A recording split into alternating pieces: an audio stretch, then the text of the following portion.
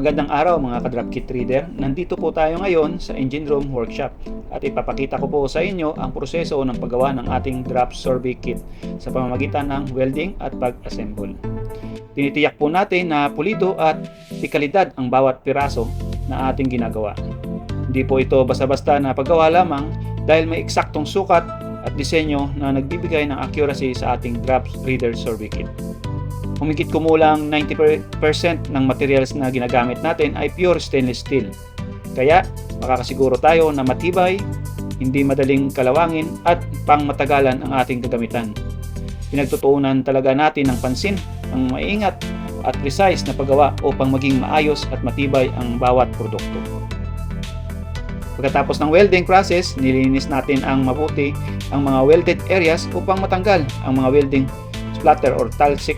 Mahalaga ito upang hindi masira o maputol ang ating braided lines kapag ginagamit na ang equipment. Susunod naman ay i-assemble natin ang swell stabilizer tube kung saan isinisigurado din natin na pantay ang pagkakagawa at tama ang alignment ng mga butas. Napakahalaga nito upang maging stable at accurate ang reading sa drop survey operation. Sa ganitong paraan, makakasiguro tayo na ang ating produkto ay matibay, pulido at pangmatagalan. Katapos ito, ititest natin ang equipment sa kubyerta doon sa midship drop upang ipakita kung paano ginagamit ang ating drop survey reader kit. Napakita ko rin sa inyo kung paano i-adjust ang fishing rod setup sa midship drop upang makuha ang mas stable at mas accurate na drop reading. Kaya mga ka-drop kit reader, samahan nyo ako at tingnan natin kung paano gumana ang ating drop kit reader and swell stabilizer tube. Bago umpisahan ang pag-drop survey, siguraduhin muna na fully charged ang battery ng action camera at mobile phone upang maiwasan ang anumang aberya habang ginagawa ang operasyon. Ngayon, nandito tayo sa midship drop.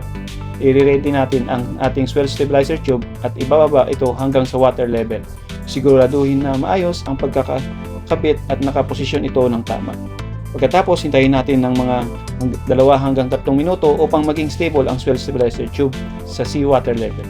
Tip ko sa inyo, turuan ninyo ang AB or mga officers kung paano i-lower ang swell stabilizer tube. Mas mainam kung nakaredy na ito bago pa kayo magsimula ng drop survey upang hindi na kayo maghihintay o mantala habang ginagawa ang operation. Kapag stable na, ibababa naman natin ang ating drop kit reader hanggang sa bandang ibabaw ng water level. Ganito po ang tamang pag-adjust ng drop kit reader. Unahin ninyong i-adjust mula sa itaas pababa hanggang maging tight at sakto ang pagkakahawak upang hindi ito bumalik o gumalaw. Siguraduhin din natin ang drop kit reader ay nakatungaw sa gilid ng barko upang ang signal papunta sa action camera at mobile phone ay maging stable at hindi na paputol-putol ang connection. Kapag nakabasa na kayo ng drop marks, tandaan na itaas natin ng mga 1 hanggang 2 metro ang equipment upang hindi mabasa ang flashlight o action camera sa tubig bago ito i-fold.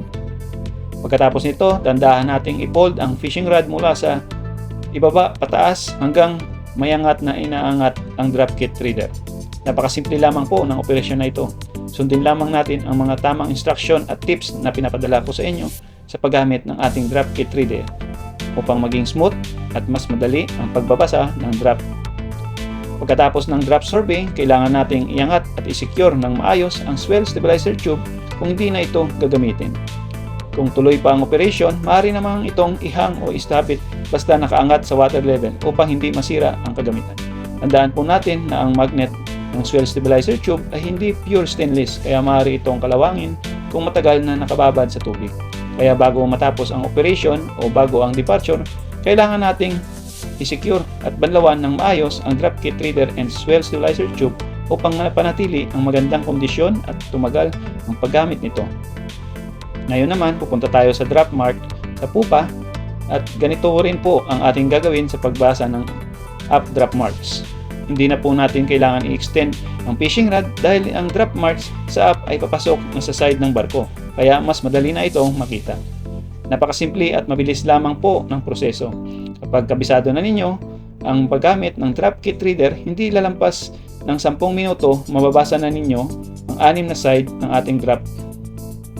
Maraming salamat po sa inyong pagtitiwala sa Drop Master Innovation. Hanggang sa muli, God bless po sa inyong lahat.